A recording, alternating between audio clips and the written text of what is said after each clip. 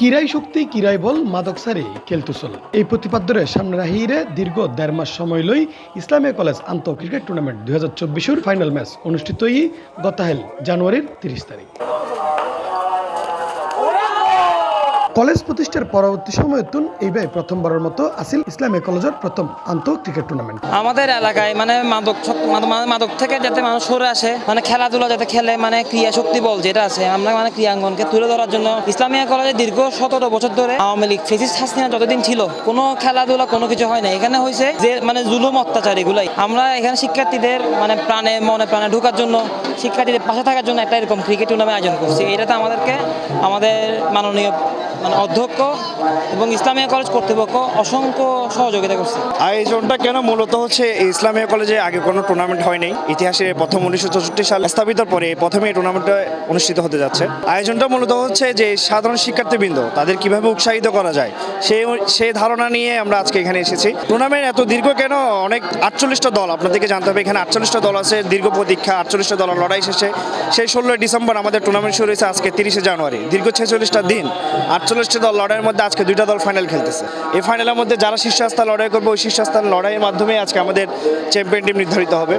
মূলত তাদেরকে ঘিরে আমাদের আজকে টুর্নামেন্ট। 1.5 মাস ব্যাপী এই টুর্নামেন্টে আমরা যতটুকু অর্জন করার চেষ্টা করতেছি তার প্রতিফলন এই ফাইনাল এবং এটা সম্পূর্ণ আমাদের কলেজের কর্তৃপক্ষের একটা অবদান।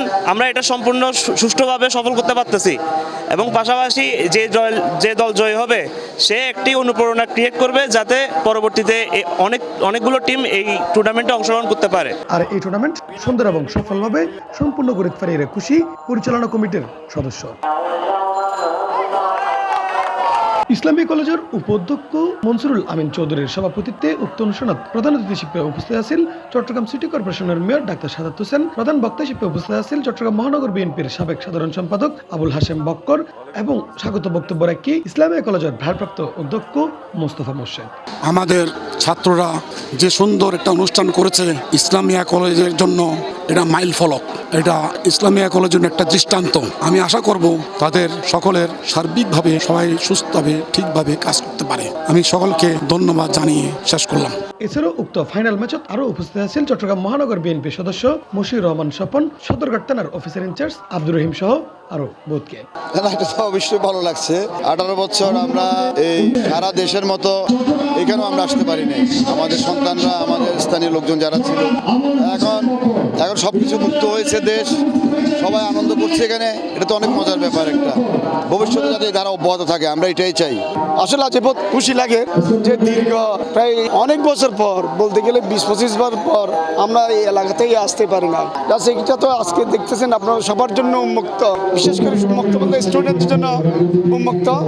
এটা ব্যাগে ফ্রি খেলা সাহিত্য এখন পরিবেশ সৃষ্টি হয়ে আসলে আজ ইয়ারা খুব ভালো লাগে। এটা শিক্ষকবৃন্দ আছে, স্টুডেন্ট আছে যে সুন্দর ক্রিকেট টুর্নামেন্ট। উক্ত ফাইনাল খেলাত প্রতিদ্বন্দ্বিতা করে টিম অ্যাপসার্ট ভার্সেস ইসলামিয়ান অ্যাভিয়েঞ্জার্স এবং উক্ত খেলাত জয়লাভ করে টিম অ্যাপসার্ট। আর ম্যান অব দ্য টুর্নামেন্ট হয় ইনফিতর নোমান ইফতি।